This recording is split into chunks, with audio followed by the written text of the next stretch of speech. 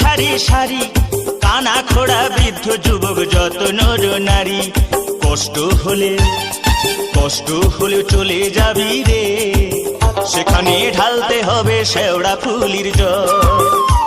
এই কষ্ট হলে চলে যাবি রে, সেখানে ঢালতে হবে শেওড়া ফুলির জল।